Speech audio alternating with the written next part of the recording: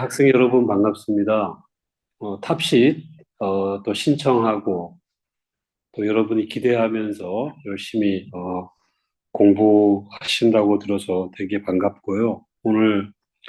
좀 오늘부터 3일 동안 우리 전공 교수님들 특강을 통해서 여러분들 실력 향상에 조금이나마 좀 도움이 되었으면 좋겠습니다. 오늘 첫 시간으로 저는 그 탑sit 영역 중에서 소프트웨어 개발 영역을 한번 쭉 훑어보도록 그렇게 하겠습니다. 반갑습니다. 다시 한번. 들어가기 전에 왜 탑싯을 보아야 되는가? 세 가지 이유를 좀 말씀을 드리면은 첫째, 이거는 국가가 주관하는 그런 소프트웨어 역량 검정 시험이기 때문에 그렇습니다. 과기정통부와 이거를 대행하고 있는 어, 정보통신기획평가원이 주관하는 그런 시험입니다. 두 번째는 많은 기업들이 탑싯에 대한 가산점을 주고 있습니다. 이번에 국민은행이 200명을 하반기에 채용하는데 그 중에 ICT, 소프트웨어 그런 부분이 있는데 시험은 주로 전형 절차는 서류 전형, 필기 시험, 1, 2차 면접으로 되는데 요 필기 시험을 요 ICT 영역에 한해서는 전부 다 요 탑시 시험으로 대체하겠다. 탑시 시험으로 대체하겠다. 이렇게 발표하고 있습니다. 세 번째, 이 탑시에서 성적을 잘 받게 되면은 정부에서 학생 10명을, 10명을 선발해서 미국의 라스베가스에서 열리는 CES, 내년 1월에 열리는 2025 전시회에 어, 국가가 항공비, 체제비까지 다 지원해서 보내주기 때문에 이런 여러 가지 부상들도 여러분이 한번 노려보면 되게 좋겠습니다. 그래서 지금까지 우리 경기대학교가 탑시에 좀 공을 들이고 있는데 저희는 사실은 좀 후발주자였어요. 왜냐하면 저희는 작년부터, 23년부터 시작했는데 이미 서울의 많은 대학들은 봤더니만은 15년도부터, 2015년도부터 탑시을 졸업 내규나 또 졸업을 위한 자격 요건들로 강화해서 보고 있는데 우리 경기대학교는 많이 늦었지만 작년 2023년부터 탑시을 그렇게 학생들에게 독려하고 또 컴퓨터 공학과는 졸업 여건으로도 이렇게 집어넣어서 짧은 기간이었는데도 아주 많은 그런 성과들을 그렇게 창출하고 있습니다. 그래서 이거는 올 7월 달에 코엑스에서 전국의 그 탑십 우수 성적자 시상하는데 우리 경기대학교 학생들이 많은 그런 또 상도 수상을 했고 그저께 9월 30일 날은 우리 학교에서 상반기에 그 탑십 우수자를 대상으로 총장상, 또 학장상, 또 단장상들 이렇게 수여하면서 학생들에게 격려하고 또 동기부여하고 이렇게 있어서 이번에 시험 보는 친구들이 또 이런 수상의 주인공이 되었으면 되게 좋겠다. 이렇게 한번 기대해 보겠습니다.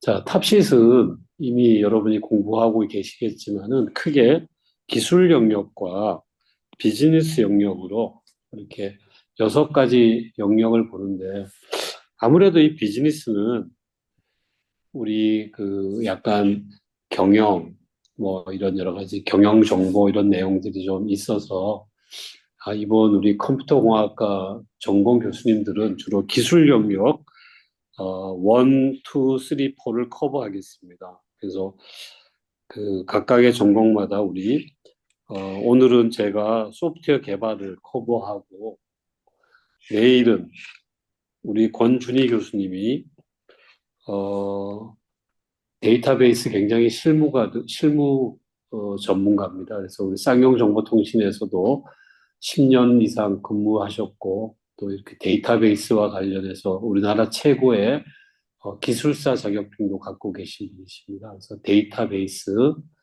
어, 데이터 이해와 활용을 강의하겠고, 어, 금요일 날은 우리 이재흥 교수님, 어, 또 이렇게 정보 보안에 굉장히 전문가신데, 시스템 아키텍처와 정보 보안 활용, 이렇게 해갖고, 커버를 그렇게 한번 해서, 우리 이렇게 전공 교수, 이렇게 릴레이 특강의 가장 기본 철학은 우리 학생들의 성공을 도와주기 위해서 우리 교수님들도 이렇게 발벗고 나선다. 이렇게 여러분들이 좀 이해해 주면 좋겠습니다. 오늘 그 첫 시간으로 제가 맡은 게 이제 소프트웨어 개발인데, 이미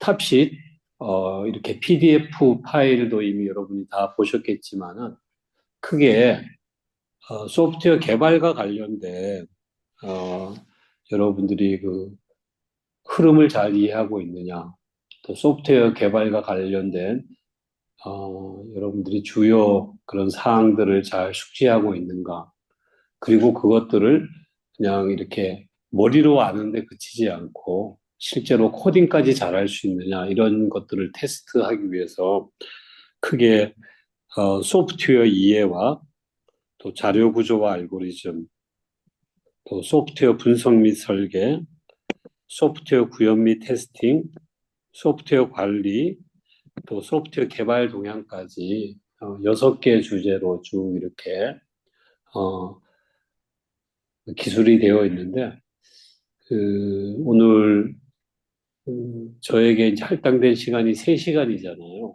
3시간에 이 모든 것들을 다 커버하는 거는 뭐 불가능할 것 같고, 그래도 우리 그 경기대 학생들이 탑시 시험도 중요하지만 또 소프트웨어 개발과 관련된 여러 가지 또 전문 지식, 또 이런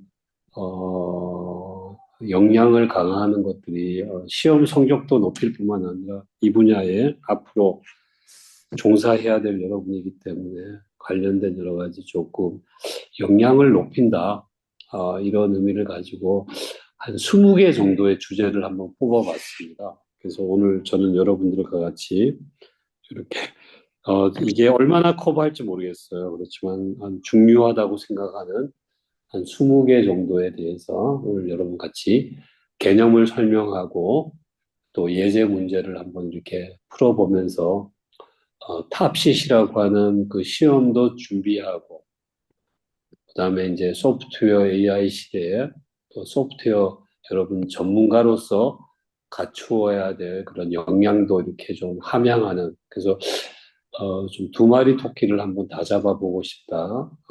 그런 의도로 오늘 한번 강의를 지금부터 진행을 한번 해보겠습니다.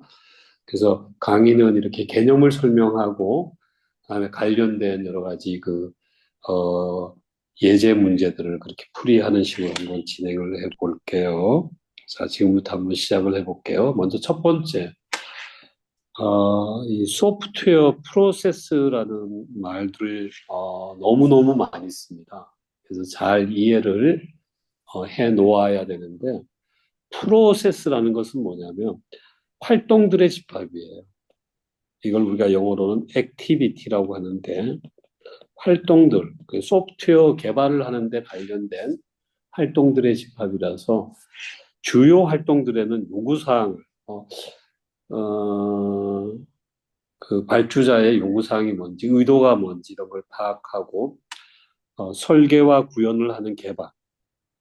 그다음에 개발이 이 발주자의 의도, 요구사항대로 잘 개발되었는지를 하는 활동.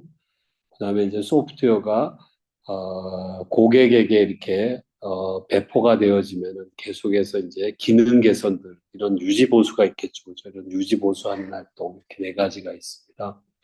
그래서 어떤 그 비즈니스 아이디어가 있는 거잖아요. 모두 소프트웨어를 만들기 전에 야, 이거 만들면 굉장히 돈이 되겠다. 사업이 되겠다. 요 비즈니스 아이디어가 있으면은 요 개발 프로세스를 통해서 이거를 제품으로 만드는 거죠, 제품.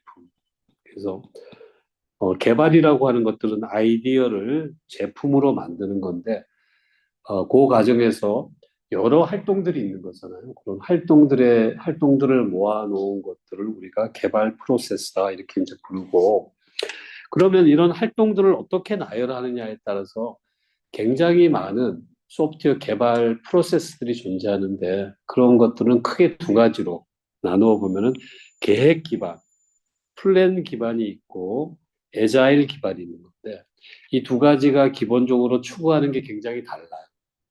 계획 기반은 야, 우리가 충분하게 또 상세하게 계획을 수립해서 그리고 코딩은 조금 나중에 해서 한 번에 완성을 해버리자.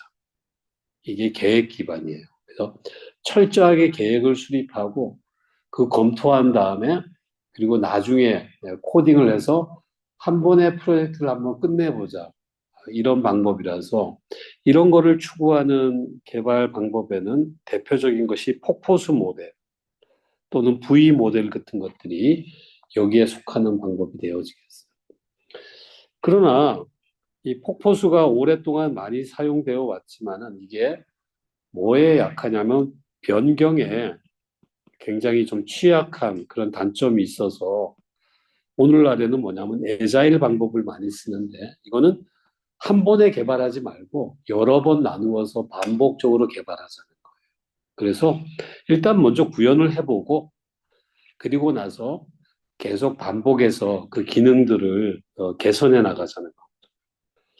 그래서 여기에서 쓰이는 대표적인 기법으로는 XP, 또 테스트 주도 개발, TDD, 또 스크럼 같은 개발이 있는데 크게 계획 기반은 얘는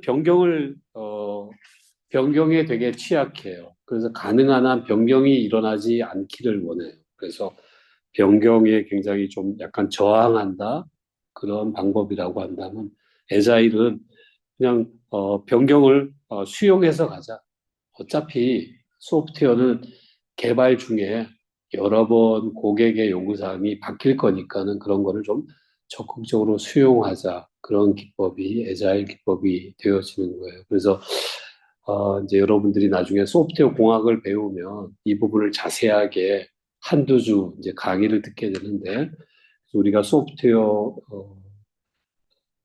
엔지니어라면 우리가 어떤 개발하려고 하는 소프트웨어 프로젝트의 성격이나 기간이나 예산에 맞게끔 내가 어떤 적절한 프로세스를 선정할 수 있는 역량이 있으면 좋겠어요. 그래서 특별히 이 중에서 에자일이라고 하는 것들은 뭐죠?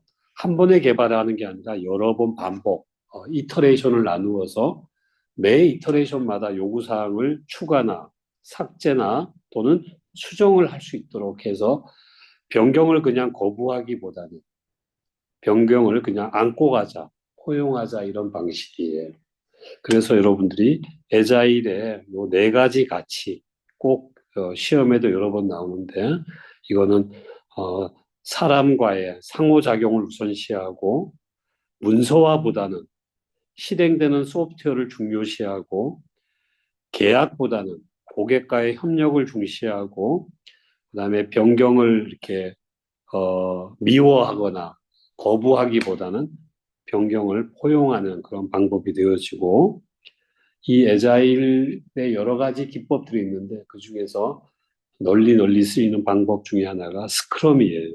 스크럼은 어, 이렇게 스프린트라고 부르는 그런 이 스프린트는 한 두 주에서 길게는 한 달 정도 되는 4주 되는 그런 단위로 잘라서 매번 이렇게 한 번 스프린트 할 때마다 소프트웨어의 기능이 이렇게 또 완성이 되고 또 스프린트를 하면 또 이렇게 기능이 또 완성되도록 이렇게 나누어서 반복 개발하는 그런 방식이 되어지겠습니다. 그래서 제가 비유로 한 방에 개발하기보다는 여러 번 나누어서 개발하자. 이게 이제 에자일 프로세스가 되어지겠습니다.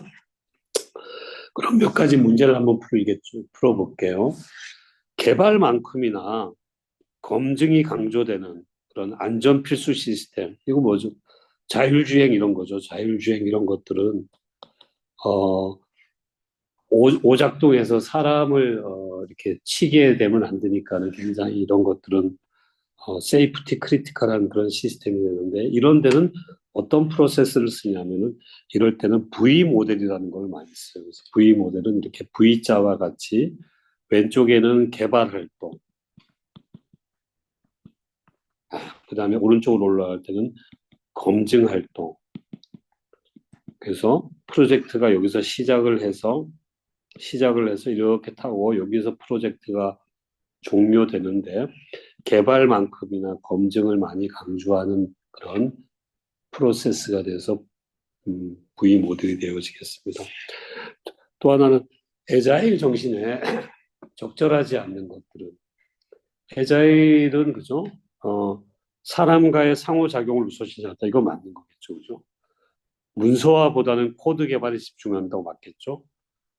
계약보다는 고객과의 협력을 중시한다. 이거 맞겠죠? 그리고 변경을 안고 가자, 변경을 포용하자, 허용하자 이런 방식인데 변경을 허용하지 않는다. 이건 이제 틀린 그래서 답은 2번이 되어지겠어요. 그다음에 소프트웨어 프로세스의 핵심적인 활동들 아까 뭐가 있었나요? 네 가지 핵심적인 활동이 뭐가 있냐면 요구사항. 그래서 명세라고 하는 것들이 요구사항을 파악해서 기술해 놓은 거니까 명세나 요구사항 같은 말이라고 보면 되어지는 거고요. 개발, 그 설계 및 구현, 그 다음에 아까 확인, 그 다음에 또 하나가 중요한 것이 유지 보수. 그래서 요구사항, 명세, 설계 및 구현과 같은 개발, 확인, 유지 보수 이게 네 가지 핵심적인 활동 사항이라서 요 기획은 좀 틀린 그런 가장 거리가 먼 활동이 되어지겠습니다. 이건 앞에도 나왔네요. 국방, 어, 미사일이나 뭐 드론이나 뭐 이런 것들이 오작동을 일으켜서 어, 그 아군 쪽에다가 뭐 떨어뜨리거나 이렇게 되면 굉장히 피해가 많잖아요. 그죠? 이런 것들은 굉장히 안전 필수적인 거라서 이런데 사용되는 소프트웨어 그 개발 모델, 프로세스 모델은 전부 다 V 모델을 쫓아간다. 이렇게 하시면 되겠어요. 그다음에 아까 우리가 계획 기반도 있었지만은 애자일 방법들이 많은데 그 애자일에 대한 설명 중에서 가장 거리가 먼 것은 이거네 우리 아까도 계약보다는 고객과의 어떤 협상, 니고시에이션을 통해서 고객과의 그 협력하는데 더 가치를 둔다. 이거는 애자일을 잘 설명한 문장이 되네요. 그죠? 프로세스, 어떤 뭐, 이렇게 체계나 이런 거보다는 사람과의 상호작용에 더욱 가치를 둔다. 이것도 애자일이 추구하는 가치가 됩니다. 그 다음에는 문서화보다는 실제 실행되는 제품에 더 가치를 둔다. 이것도 맞는 말이 되겠네요. 그죠? 어딘가 여기가 틀린 거가 이게 되겠네요. 그죠? 그래서 변경이라는 것들이 이제 피할 수가 없잖아요. 그래서 이 변경을 자제하거나 또는 변경을 거부하거나 변경을 저항하기보다는 그냥 변경은 어차피 일어나는 거니까는 껴안자, 허용하자, 포용해가자. 이게 애자일의 가치이기 때문에 여기서 가장 거리가 먼 것은 1번 답이 되어집니다. 그 다음에 계획 기반 프로세스와 애자일 프로세스를 비교해서 설명하시오. 그래서 우리 다시 한번 정리를 해보면은 플랜 기반, 계획 기반 또는 계획 주도는 미리 사전에 아주 계획을 꼼꼼하고 치밀하게 아주 철저하게 세운 다음에 한 번에 개발을 해보자. 특히 여기에서는 그죠? 이런 데는 보통 그 프로젝트 기간이 굉장히 오래 걸리는 것들이 많거든요. 예를 들면 10년 프로젝트 뭐 이렇게 되어지면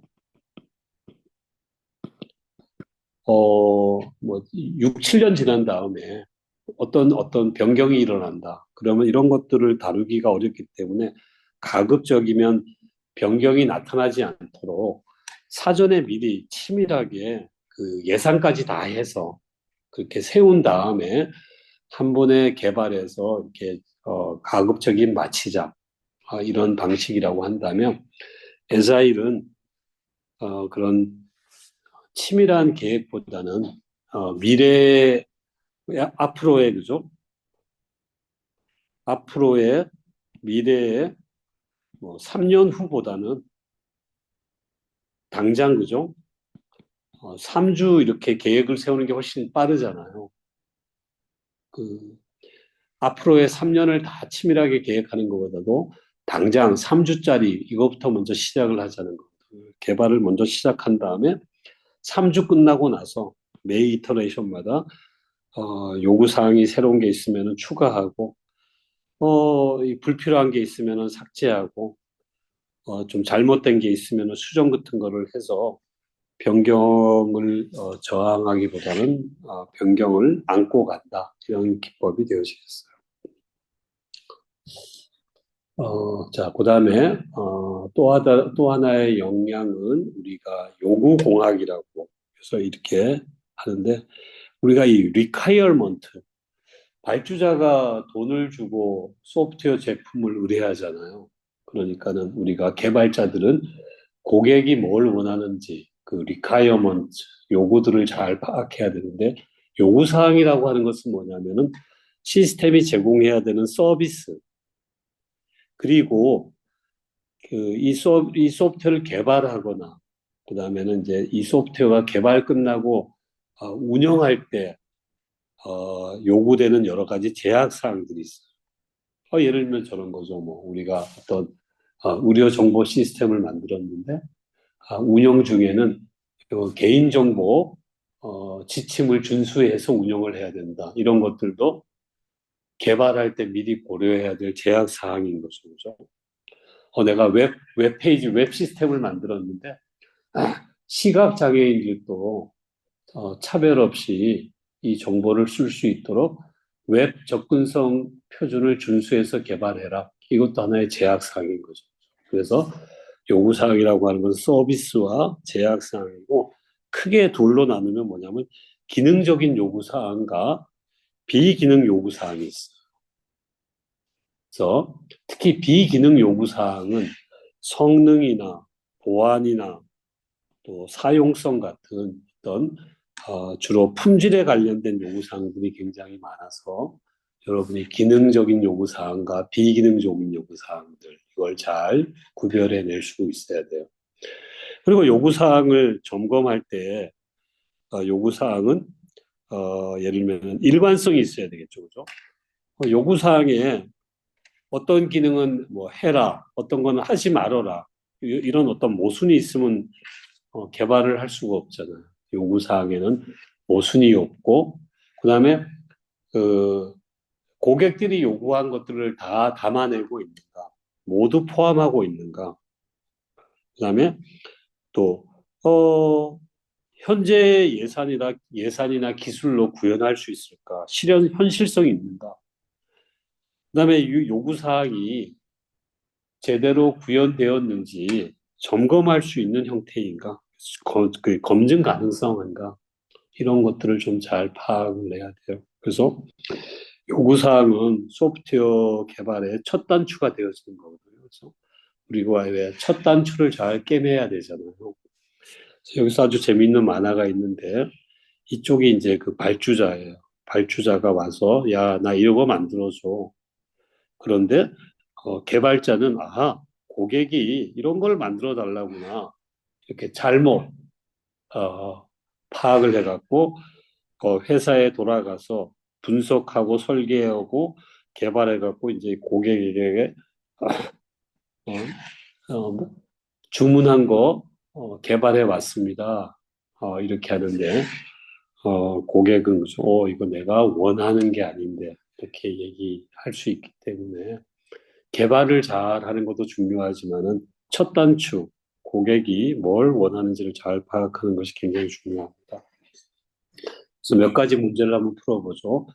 요구사항을 작성을 하게 되면 이게 제대로 작성이 되었는지 이제 검증을 해야 되는데 그 어, 설명이 잘 어울리지 않는 거를 찾아봐라 이거죠, 그죠? 그래서 우리가 이해 용이성, 그 요구사항을 적어놓은 명세서가 읽기 쉬워야 되겠죠, 그죠? 잘 이해할 수 있어야 되겠죠. 이거 맞는 말이네요. 모호성, 모호함이 없이, 애매모호함이 없이 명확하게 이해할 수 있도록 작성되었는가? 이것도 당연히 따져봐야 되겠죠. 일관성, 요구사항이 모순이 없는가? 이것도 따져봐야 되겠죠. 다 맞는 말인데 틀린 말이 뭘까요? 완전성. 이거는 뭐예요? 고객이 요구한 그런 그 요구사항이 빠뜨리지 않고 다 담아냈는가? 그런 면에서 완전성인데 여기 지금 설명은 뭐예요? 개발된 시스템이 요구사항의 분석 내용과 일치하는지 이거는 완전성이랑은 좀 거리가 먼 그런 해설이 되어지겠네요. 그래서 답은 1번이 되어지겠네요. 그다음에 이제 아까 우리 그 기능적인 요구사항이 있고 비기능 요구사항이 있는데 가장 비기능과 거리가 먼 것들은 그래서 비기능은 개발된 제품의 품질 관련된 게 많다 그랬잖아요. 품질. 그래서 성능이 좋아야 된다. 또 보안성이 높아야 된다. 그다음에 우리 지금 교수님 아이패드 쓰고 있는데 이거 어디 식당 가보면 부모님들 식사할 때 그 꼬마 어린이들도 이 아이패드 이렇게 갖고 뭐 애니메이션 보도록 그렇게 사용하기 쉽잖아요. 그다음에 어린애뿐만 아니라 이제 노인분들도 패드를 잘 쓰도록 굉장히 유저 프렌들리하게 이렇게 개발되어지는 것 이런 것들이 다 비기능 요구 사항이고 입력이나 출력이나 또는 처리에 관련된 이런 여러 가지 요구 사항들은 전부 다 기능과 관련된 요구 사항이 되어지겠습니다. 그래서 틀린 답은 가장 거리가 먼 답은 3번이 되어지겠네요. 그 다음에 우리가 빅픽처라는 말을 많이 쓰잖아요. 그래서 아키텍처라고 하는 것들은 시스템을 구성하는 주요 서브 시스템들이 어떤 게 있고 그들 간의 관계를 나타내는 거거든요. 그래서 앞으로 장차 개발될 시스템의 큰 그림, 빅픽처를 보여주는 거거든요. 그래서 우리가 큰 그림을 우리가 볼 수 있어야 되겠죠. 물론 디테일한 것도 중요하지만 그저 큰 그림, 빅픽처들을 보여주는 것들을 우리가 아키텍처라고 부르고 소프트웨어 개발에서 굉장히 흔하게 나오는 아키텍처 패턴들이 있습니다. 그래서 이렇게 계층형 구조로부터 특히 우리가 클라이언트 서버, 우리 카톡 많이 쓰잖아요. 카카오톡. 이런 카카오톡의 아키텍처는 뭐 기본적으로 다 클라이언트 서버로 되어 있겠죠. 그죠? 또 여러분 컴파일러 같은 거. 그럴 때는 이제 저장소 구조, 자연어 처리. 그럴 때는 이제 파이프 필터 구조, 모델 뷰 컨트롤러, 웹 기반 시스템, 웹 시스템을 만들 때 기본적으로 쓰는 구조, 뭐 이런 것들이 다 전형적으로 쓰이는 아키텍처 패턴들인데, 그런데 어떤 아키텍처를 선택하느냐, 여기에 이 비기능적인 요구 사항들이 굉장히 영향을 많이 미쳐. 예를 들면 이런 거죠, 그죠? 내가 개발할 시스템에는 보안이 강화돼야 된다. 내가 보안성을 중요한다면 여러분들 우리 그 집에 들어갈 때도 우리 집에 그 시큐리티를 높이려면 뭐예요? 계속 비밀번호 누르고 도어락을 통해서 들어가고 또 또 어떤 집은 다시 또 열쇠로 열고 들어가고 어떤 이런 게이트가 많은 거잖아요. 그 우리 해외여행 가려면 인천공항에 하면은 처음에 들어갈 때부터 계속 게이트를 통과해야지 나중에 비행기를 탑승할 수 있도록 공항은 굉장히 보안을 되게 중요시 생각하잖아요. 그럴 때는 계층형 아키텍처를 통해서 쓰는데, 그런데 이렇게 계층형 아키텍처를 쓰다 보면은 계속 체크가 많다 보니까는 성능은 떨어질 수가 있겠죠. 성능 저하가 될 수가 있겠죠. 그다음에 그래서 성능을 우선시하려면 얘는 통신을 최소화하고 분산보다는 그냥 집중화하는 이런 방식들이 성능을 높일 수가 있겠죠.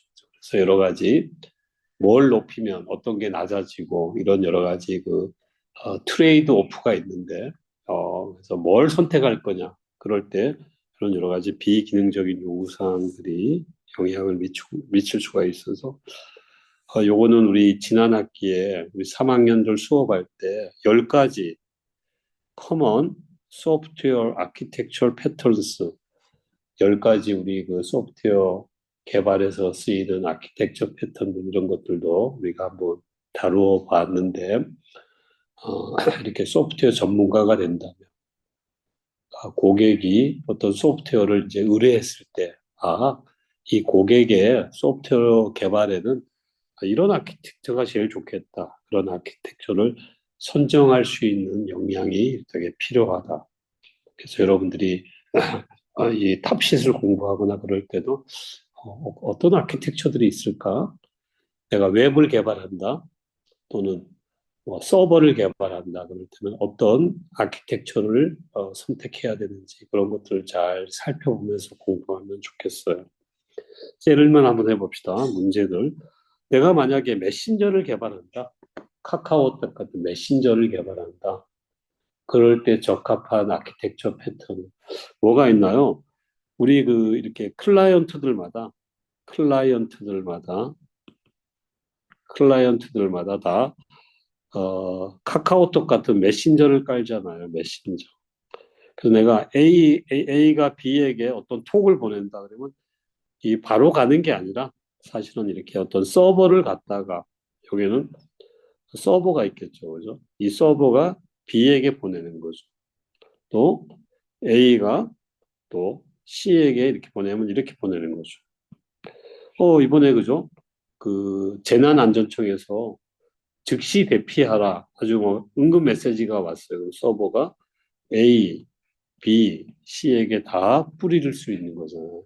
그래서 이렇게 하기 때문에 이런 것들은 기본적으로 클라이언트, 서버 아키텍처가 되어지겠죠.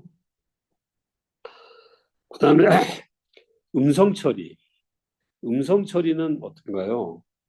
어떤 사람의 그죠? 보이스, 음성을 받아서 그 다음에 이제 노이즈를 제거하고 그다음에 노이즈 제거를 압축을 해서 전송을 하면 전송받은 데가 다시 또 압축을 또 이렇게 해제해서 뭐 재생을 한다든지 이런 어떤 음성 처리는 일련의 이런 쭉 그런 흐름을 갖는 거잖아요. 그래서 요와 같이 순차적으로 이렇게 진행이 된다 그래서 유닉스 쉘의 파이프 앤 필터처럼 왜냐하면 유닉스에 쉘 스크립트를 보면 뭐가 있나요? 이렇게 옛날에 이렇게 했는데 그죠? 뭐 ls-al 이렇게 되면은 지금 현재 폴더에 있는 그런 파일들이 다 출력이 되는데 뭐 이래 갖고 그죠? 파이프를 가지고 솔팅을 해라. 그러면은 어, 오름차순으로 이렇게 정렬이 되어서 그 다음에 그거를 어떤 프린터로 보내라. 이렇게 되면 그죠? 얘가 이제 화면으로 나오기 전에 이렇게 솔트로 들어가고 솔트된 리스트가 이제 출력이 되는 이런 것들이 하나의 필터가 되어지는 거고 요와 같이 이렇게 다음으로 연결시키는 이런 것들이 파이프가 되어서 파이프 필터 이런 방식이다. 그리고 또 파이프 필터 아키텍처가 되어져. 그다음 19번에는 한쪽에서 데이터를 만들고 다른 쪽에서는 그 만들어진 데이터를 공유하는 시스템들. 대표적으로 뭐가 있나요? 우리 컴파일러 같은 거 보면 그죠? 컴파일러 같은 게 보면은 가운데 이런 심볼 테이블이라고 있어서 어떤 문장을 읽어드리면은 얘가 토큰들을 잘라서 심볼 테이블에 넣으면은 이걸 가지고 와서 또 이쪽도 가져오고 이쪽도 가져와서 나중에 결국은 코드 생성도 어, 이런 걸 가지고 이제 하기 때문에 편집기도 마찬가지겠죠. 편집기에서도 이런 심볼 테이블에 있는 내용을 가지고 와서 디버깅도 마찬가지겠죠. 디버깅. 그래서 하나에다가 정보를 집어넣어 놓고 여러 군데가 그런 사용한다 해서 이런 공용으로 사용되는 저장소를 다른 말로 우리가 리파지토리다. 리파지토리. 그래서 이걸 우리가 저장소라고 불러서 가장 많이 쓰인 아키텍처는 컴파일러나 뭐 이런 데서 쓰는 아키텍처는 저장소 아키텍처가 되어지겠습니다. 그다음에 3티어. 티어라는 것이 뭐냐면 티어라는 것이 이제 계층이란 뜻이거든. 계층. 그래서 3계층으로 구성이 되어 있다는 거거든요. 그래서 우리가 보통 소프트웨어를 개발할 때 여러 가지 이제 모듈들이 많이 나오잖아요. 그러면 그 중에서 예를 들면 어떤 거는 UI와 관련된 게 있다.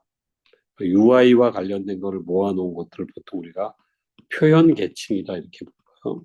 표현 계층. 그래서 여기에 사용자가 있으면 그죠.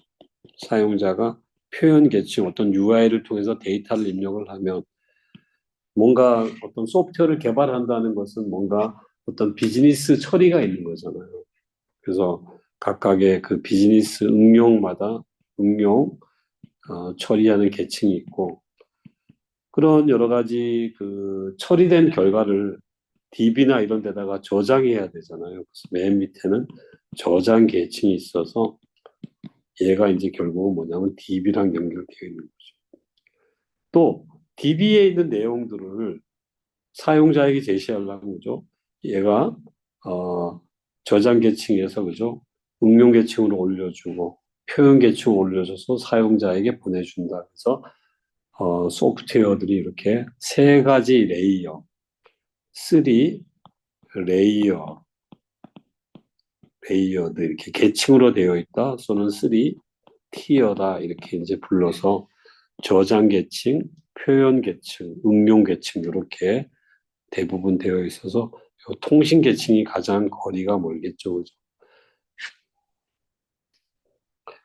그 다음에 또 하나 우리가 요새 그 소프트웨어를 서비스하는데 자체로 구축해갖고 웹 서버를 자체 구축해갖고 이렇게 그 소프트웨어를 배포하기도 하지만 이 자체 구축은 비용도 들고 또 관리, 특히 보안 관리가 되게 어렵잖아요.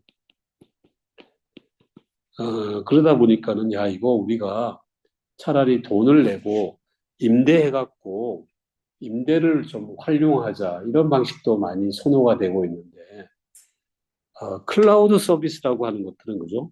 뭐냐면은 내가 어떤 소프트웨어 서비스를 하는데 또는 서비스를 전부 다 뭐냐면 인터넷을 통해서 어, 그 컴퓨팅 파워라든지 또 뭐 DB라든지 이런 것들을 다 임대해서 쓰자는 거죠. 물론 돈을 지불해야 되겠죠. 그죠? 돈을 지불해서 그렇게 쓰는 방식을 우리가 클라우드 서비스라고 하는데 특히 어디까지를 빌렸을 건가 그거에 따라서 세 가지 아이아스 또 파스 사스라는 게 있겠어요. 한번 요거 중요해 갖고 한번 설명했고요. 아이아스는 인프라 스트럭처 as a service가 되어져요. 서비스. PaaS는 플랫폼 as a service가 되는 거거든요. 마지막 SaaS는 소프트웨어 as a service가 되어질 거예요. 소프트웨어가 돌아가려면 뭐가 필요하냐면 플랫폼이 필요한 거죠, 그죠? 여러 가지 뭐 OS나 DB나 이런 플랫폼이 있어야지 소프트웨어가 돌아가잖아요. 이 플랫폼이 돌아가려면 뭐가 필요하냐면 인프라스트럭처가 있어야 되잖아요. 저장소도 있어야 되고, 그죠? 또 뭐 보안이나 이런 게 또 있어야 되고 이런 인프라가 있어야 되잖아요. 그래서 인프라를 빌렸을 때는 아이아스, 인프라와 플랫폼까지를 빌렸으면은 파스, 인프라와 플랫폼과 아예 사용하는 소프트웨어까지를 다 빌렸으면 사스가 되어져요. 그래서 우리가 예를 들면 챗GPT가 있다. 그러면 우리는 이 챗GPT는 오픈 AI에서 어떤 방식으로 지금 클라우드 서비스를 하는 거예요? 아이아스인가요? 파스인가요? 사스인가요? 보면은 우리가 오픈 AI의 우리가 챗GPT는 그냥 웹으로 접근하면은 다 되잖아요. 거기 있는 거 그냥 그대로 우리 내 컴퓨터에 챗GPT를 쓰기 위해서 뭐 설치되는 거 아무것도 없잖아요. 따라서 이 챗GPT라는 것은 사스 방식으로 소프트웨어 애저 서비스 다 임대한다는 거죠. 인프라, 플랫폼, 소프트웨어까지 다 임대해갖고 그렇게 우리가 서비스를 지금 받고 있다 이렇게 보면 되어지겠어요. 그래서 사스와 같은 이런 것들을 이용해갖고 클라우드 서비스를 할 때 세 가지 장점. 첫째는 다 임대해서 쓰는 거니까, 그죠? 다 임대해서 쓰니까는 업데이트나 유지 보수 부담이 줄어들 수 있는 거죠. 그 다음에 인터넷만 있으면 어디서든지 접근할 수가 있기 때문에 접근성이 되게 높아지겠죠. 그 다음에 초기 설치나 구축 비용이 굉장히 줄어들 수가 있는 거죠. 사스로 서비스하기 때문에. 단점은 뭐가 있어요? 단점은.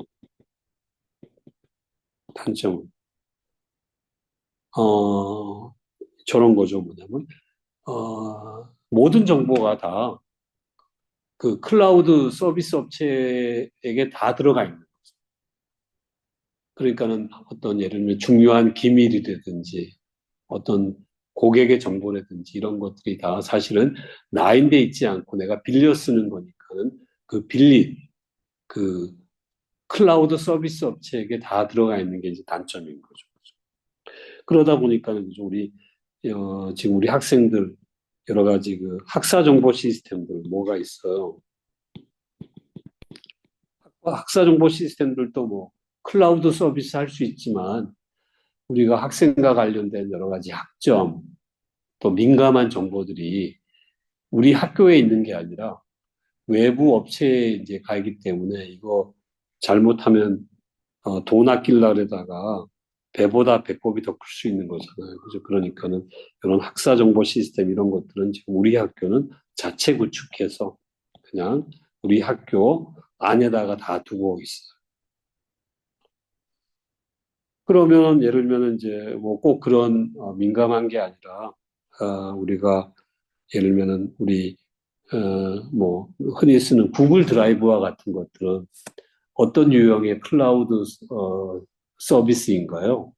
얘는 뭐 아이아스인가요? 파스인가요? 사스인가요? 요거는 이제 교수님이 이름을 뭐 카스라고 지었는데 이거는 뭐 통용되는 용어는 아니고요. 구글 클라우드도 드라이브도 그냥 우리가 인터넷을 통해서 그죠? 그냥 거기에 있는 것들을 전부 다 그냥 바로 어, 비용 지불하고 쓰는 거니까는 이런 구글 드라이브도 사스와 같은 유형의 서비스가 되어지는 거겠죠. 그래서 여러분들 이런 세 가지 아이아스와 파스와 사스의 차별점들을 잘 이해해 놓으면 좋겠어요. 그다음에 또 한 가지 우리가 좀 알아야 될 것들이 이제 모델링인데, 모델링은 뭐냐면 시스템에 대한 추상 표현이에요. 그래서 우리가 이렇게 재미있는 그림이지만은 모든 것들을 있는 그대로 있는 그대로 다 사실 표현하는 것도 되게 중요하지만 그렇다고 사실이 다 중요한 건 아니잖아요. 그죠? 내가 ATM에서 돈을 찾는다면 사실 표현보다는 이거를 더 요약해 놓은 이런 추상 표현도 되게 중요하거든. 그래서 오히려 이게 더 고객이 이 시스템의 기능을 더 잘 활용할 수도 있어서 그래서 내가 이렇게 문장을 했는데 얻는 것보다 더 어려운 것은 버리는 것이다. 그래서 사실은 깨알깨알 다 사실을 표현하는 게 좋을 수도 있지만은 이게 오히려 더 해석하기가 더 어려울 수 있어서 이렇게 추상 표현이 더 유리한 경우가 되게 많은데 우리가 모델링이라고 하는 것들은 이렇게 시스템의 추상 표현에 집중하는 거고 그렇게 하려면 우리가 뭔가 표현하는 언어가 필요하잖아요. 랭귀지가 필요한데 요 소프트웨어 모델링에서 대표적으로 쓰는 언어가 UML이라고 하는 그런 언어가 이렇게 UML이라는 언어가 있게 되어지겠습니다.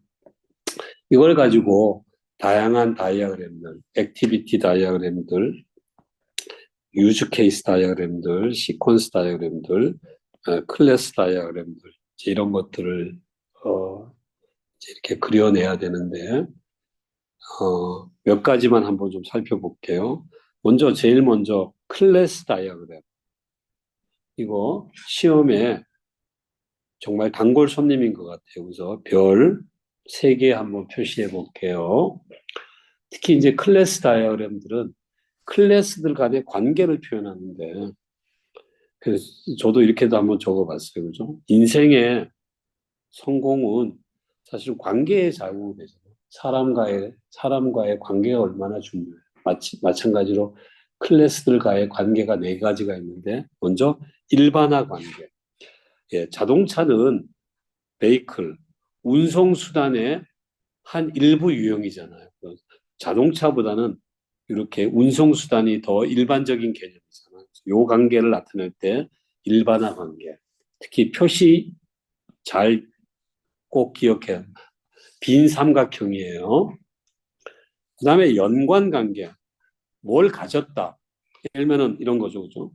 어떤 소유자가 차를 구매했다. 그럴 때는 차와 소유주 간의 관계가 형성이 되는 거잖아요. 이런 걸 우리가 어소시에이션이라고 불러요. 그냥 선으로만 이렇게 표시해줘요.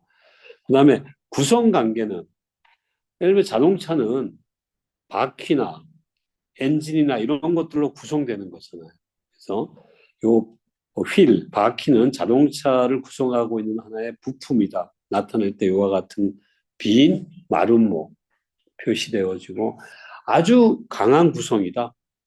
이럴 때는 요 새카만 것들로 이렇게 칠해줘요. 그래서 예를 들면 자동차에 페인트가 있는데 그러면은 약한 구성, 에그리게이션과 강한 구성은 어떻게 차이가 있냐면 자동차가 없어지면 자동차가 만약에 언젠가는 이제 폐차가 되어서 사라질 때 약한 구성 관계는 요거는 독립적으로 바퀴는 휠은 독립적으로 존재할 수 있지만 강한 구성 관계면 자동차가 없어질 때 이쪽 페인트도 따라서 같이 없어진다. 독립적으로 존재할 수 없을 때는 강한 구성, 독립적으로 존재하는 부품일 경우에는 그냥 에그리게이션으로 표현한다. 그래서 4가지 관계를 꼭 잘 이해를 하세요. 그다음에 이제 이 탑시트에서 볼 때 이제 뭘 많이 물어보냐면 이것도 별 3개예요. 그래서 어떤 클래스 다이어그램이 주어지면 이거를 자바로 코딩해 보시오. 이런 문제들이 많이 나오더라고요. 그래서 예를 들면 이거죠. 그죠? 컴퓨터가 있고 모니터가 있는데 이렇게 어소시에이션이잖아요. 이거는 1대1 관계예요. 이거는 컴퓨터마다 한 대의 모니터를 갖고 있다.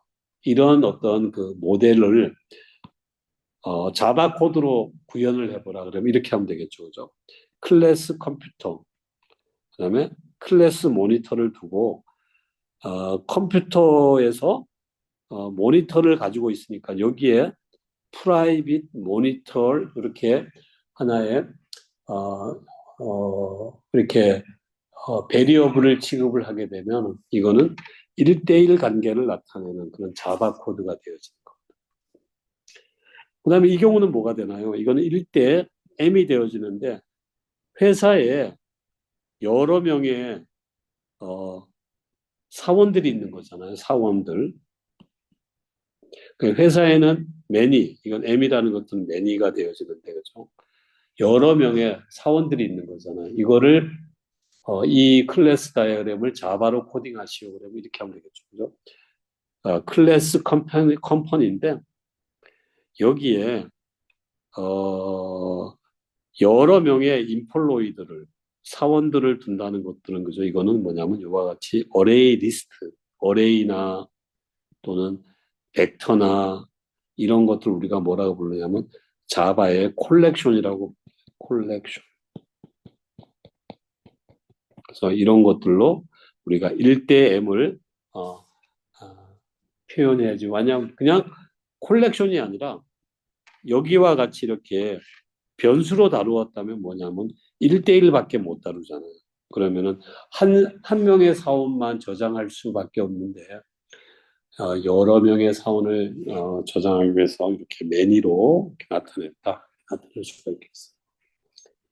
그 다음에 유즈 케이스 다이어그램들은 그죠? 액터와 시스템 간의 상호작용을 나타내거든요. 그래서 이런 것들을 우리가 보통 액터라고 부르고, 요게 이제 시스템이 여기서 주요한 유즈 케이스예요. 그래서 이제 소프트웨어 개발에서 요와 같은 기능들을 유즈 케이스를 이제 제공을 해야 되고, 이렇게 액터와 또 이렇게 시스템과 주고받는 것들을 우리가 상호작용이라고 부르고, 이런 상호작용은 보통 플로우 오브 이벤트, 이벤트의 흐름으로 나타내는데, 이런 이벤트의 흐름들은 이렇게 베이직 흐름이라고 있어요. 기본 흐름. 그다음에 베이직 외에 나머지를 모두 다 얼터네이티브, 대안 흐름이다라고 이렇게 있어서 이거는 성공적인 경우는 그냥 베이직 흐름으로 나타내고 나머지 성공적이지 않은 모든 것들은 다 예외인 것들은 다 대안 흐름으로 그렇게 해서 시스템이랑 액터랑 어떻게 뭐를 어떤 식으로 주고받는지 이런 것들을 표현해 놓은 것들을 유즈 케이스 다이아그램이다 이렇게 볼 수가 있겠어요. 자, 그럼 문제를 한번 풀어볼게요. 이거는 그 북이라고 하는 그런 추상 클래스를 나타낸 건데 여기에서 set title이라고 하는 set title이라고 하는 메소드에 있는데 요 접근 제한이 이렇게 플러스가 되어 있네요. 그래서 이렇게 마이너스를 붙이면 이거는 뭐가 되냐면 프라이빗한 그래서 외부에서는 접근할 수 없는 영역, 접근할 수 없는 그런 부분. 플러스를 붙이면은 퍼블릭해서 외부에서 접근할 수 있는 그런 접근 제한이 프라이빗이냐 퍼블릭이냐 이렇게 있겠고 또 뭐 상속 관계에서는 프로텍티드라고 하는 상속 관계에서는 프로텍티드라고 하는 이런 접근 제한도 있어서 요 하위 클래스들만 접근할 수 있도록 허용한다. 그래서 접근 제한일은 누구에게 허용할 거냐 이걸 나타내는데 프라이빗은 그죠? 외부에서 접근을 모두 못하게 하는 것, 퍼블릭은 공개하는 것, 프로텍티드는 자기의 자식 클래스들만 보게 하는 것 이렇게 세 가지가 있다. 이렇게 보고 여기 셋 타이틀은 지금 퍼블릭이라고 하는 접근 제한이다. 그리고 요 자바 클래스를 이 클래스 다이어그램을 자바 클래스로 바꿔보시오. 그러면 우리가 이렇게 퍼블릭 이게 앱스트랙트 클래스니까는 앱스트랙트 북 이렇게 한 다음에 그죠? 타이틀 그다음에 author 이거는 프라이빗 제한이고 그죠? 나머지 메소드들은 퍼블릭으로 해서 이렇게 요 클래스 다이어그램들을 자바 코드로 바꿀 수가 있는데 앞에 제가 뭐가 있지? 예, 그렇게 한번 왜 그러냐면 여기 앞에 결국에는 코드인 거죠, 그죠? 결국에 뭐 아무리 모델링을 많이 하더라도 결국은 이제 코드로 구현이 돼야 되기 때문에 이와 같은 모델을 자바 코드로 옮기는 것들 여러분들 잘 유심히하게 살펴보고요. 수강 신청과 관련된 이런 클래스 다이어그램입니다. 여기에서 사실이 아닌 게 뭐가 있냐? 쭉 보게 되면 그죠? 한번 볼까요? 첫 번째, 스케줄 오브 클래스와 콜스 섹션은 애그리게이션 관계다. 그래서 여기 스케줄 오브 클래스가 있고 콜스 섹션이 있는데 이와 같은 그 마름모 빈 거, 이거 우리가 애그리게이션이라고 했잖아요. 그죠? 이거 맞는 말이겠네요. 펄슨과 스튜던트, 이거는 뭐예요? 사람인과 학생. 그래서 펄슨과 스튜던트는 이렇게 보니까는 빈 삼각형, 일반화 관계네요. 이것도 맞는 거네요. 그죠? 그 다음에 트랜스크립트가 없으면 레지스트레이션도 존재할 수 없다. 이거 아까 앞에 짧게 설명했지만 무슨 관계예요? 어떤 게 사라지면, 없어지면 얘도 함께 없어지느냐 아니면 그냥 독립해서 존재할 수 있느냐에 따라서 애그리게이션이냐 컴포지션이냐 이렇게 나누는데 여기서는 트랜스크립트가 없어지면 사라지면은 레지스트레이션도 존재할 수 없다. 이거는 컴포지션에 관계돼요. 컴포지션. 컴포지션은 이렇게 마름모에 이렇게 거목게 칠한다고 했었잖아요. 그래서 보면은 트랜스크립트가 있고 레지스트레이션이 있는데 봤더니만은 빈 게 있네요. 빈 마름모네. 이거는 애그리게이션 나타내잖아요. 애그리게이션. 얘는 뭐예요? 트랜스크립트가 사라지더라도 레지스트레이션은 독립적으로 존재할 수 있다는 거죠. 따라서 3번이 틀린 설명이 되어지겠네요. 그래서 이거를 맞게 하려면 그죠? 여기를 이제 새카맣게 칠해서 컴포지션으로 만들어주면 되어지겠네요. 유즈 케이스 다이어그램을 보고 알 수 있는 사실이 아닌 것은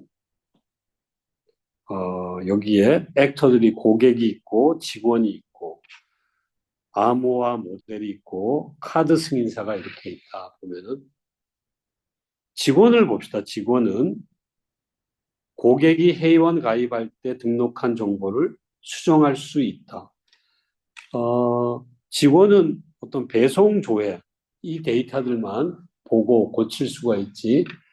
직원은 이 회원 가입을 이렇게 상호작용은 안 되어 있잖아요. 따라서 고객의 이런 등록 정보를 수정할 수 있는 그런 그 연결 방식이 존재하지 않으니까는 4번이 사실이 아닌 거가 되어지겠네요. UML에서는 또 액티비티 다이어그램도 있는데 이런 렌트카 서비스 예제가 있다고 봅시다. 그죠? 어떤 절차로 되어지냐면은 우선은 고객이 차량 목록에서 렌트가 가능한지를 확인하고 가능하면 렌트를 실시하고 만약에 그 차가 지금 불가능하다면 그냥 예약을 걸어두고 완료한다. 이런 어떤 서비스 절차들을 다이아그램으로 그려봐라. 그러면 이렇게 할 수 있는 거죠. 그죠? 처음에 액티비티 다이어그램으로는 렌트가 가능한지. 그래서 비교를 하는 거겠네요. 비교해서 렌트가 가능하면 그 차를 렌트하고 불가능하다면 예약을 걸어놓고 예약을 완료하고 요 검은 거는 스타트를 나타내고 이거는 엔드를 나타내는 그런 심볼이 되어지겠어요.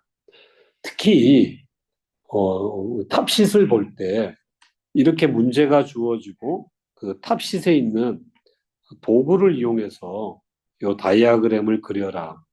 아까 앞에 클래스 다이아그램을 그려라. 또 유즈 케이스 다이어그램을 그려라 이런 문제들이 많이 나와서 이런 게 이제 점수 비중도 높아요. 그래서 오늘 교수님이 7시 한 15분 정도까지 이론적인 거를 설명하고 문제를 풀고 그 다음에 한 45분 정도 우리 오늘 도구를 이용해서 실제로 탑sit 온라인 도구를 이용을 해갖고 여러 가지 그 클래스 다이어그램들을 이제 그려보는 것들을 그렇게 실습할 테니까는 꼭 여러분들이 오늘 도구 사용법을 잘 익혀놓으면 좋겠습니다. 그 다음에 예를 들면은 아래와 같은 그림은 이거는 UML 그림은 아니고 이거는 오래전에 썼던 데이터 플로우 다이아그램이 되어지겠어요. 그래서 이 데이터 자료, 그래서 자료 흐름 다이아그램이다 이렇게 이제 부르고요. 여기에 네 가지 구성 요소가 뭐가 있는지를 보면은 그죠? 우선은 이렇게 주문 처리, 프로세스 오더, 주문 처리와 같은 하나의 프로세스가 있는 거죠. 이렇게 프로세스는 원으로 표시하고 그 다음에는 이렇게 어떤 그 도서 정보 파일, 그 다음에 고객 정보 이와 같은 것들은 그죠 어떤 어, 데이터잖아요, 그죠? 데이터라서 이런 것들은 어, 자료 저장소, 데이터 스토어라 이렇게 부르게 되죠. 그 다음에 이렇게 고객이나 이와 같은 것들은 이거는 외부 엔터티, 엔터티라고 해서 외부 개체가 되어지는 거겠죠. 이런 저 창고라든지 이런 것들은 개체가 되어지고 오더스, 데이터들 이거는 데이터가 되어지겠죠. 그죠? 데이터가 그래서 왜 고객이 어떤 주문 데이터를 넣어주면 주문 처리해서 주문이 오케이 되면은 그 다음에 이제 도서 어, 정보들을 이제 저장하고 뭐 이런 식으로 데이터들이 이제 어떻게 처리되는지를 나타내는 그런 다이아그램이 데이터 플로우 다이아그램이 되어지겠어요. 이번에는 우리가 이 클래스와 클래스들이 주어졌을 때 이 두 가지를 어떤 관계로 연결하는 것이 가장 적합한 건지 그거를 선정하는 문제를 한번 풀어볼게요. 여기는 도서가 있어요. 책이라고 하는 그 클래스가 있고 책마다 ISBN 번호가 있잖아요. 그러면은 이 그 책과 ISBN이라고 하는 두 개의 클래스 간을 연결할 때 어떤 관계가 가장 적합할까? 한번 따져보면 뭐가 있나요? 우리가 책이라고 하는 것들이 완성이 되려면은 어떤 정보가 필요하냐면 저자가 있어야 되잖아요. 저자, 가격, 출판사도 있나요? 그다음에 무엇보다도 ISBN을 발급을 받아야 되잖아요. 이게 책을 구성하는 이게 있어야지 책이 형성이 되는 거잖아요. 그렇기 때문에 책이랑 ISBN은 사실은 뭐가 되냐면 요와 같이 애그리게이션으로 표현하는 것이 가장 구성관계 또는 집합관계와 책을 구성하는 여러 가지 요소들 중에서 ISBN이 있다. 그런 의미가 담겨져 있기 때문에 애그리게이션이 가장 적합한 관계다 이렇게 볼 수 있겠어요. 그래서 우리가 UML 클래스 다이아그램을 그릴 때 특별히 이렇게 네 가지가 있었는데 일반화 관계는 뭐예요? 일반화 관계는 상위 클래스와 하위 클래스와의 관계잖아요. 아까 여기 뭐가 있나요? 사람이 있었다. 사람이 더 위에 일반적인 개념이고 그 밑에 학생이 있는 거죠. 학생 밑에 뭐 또 이렇게 더 하면 뭐가 있나요? 여러분과 같은 지금 학부생이 있는 거죠. 이런 것들을 이제 일반화 관계라고 하면 이거는 상위, 하위 클래스 이런 상하의 개념이라고 하면 그냥 같은 이렇게 평등한 개념일 때 클래스와 클래스 간을 연결할 때 세 가지 어소시에이션은 이렇게 표시한다 그랬었어요. 에그리게이션은 요와 같이 표시한다 그랬어요. 컴포지션은 요와 같이 표시한다고 했는데 요 세 가지 관계의 차이점 여러분이 잘 꼭 이해를 그렇게 여러분들 나름대로 명확하게 이해를 해 놓으세요.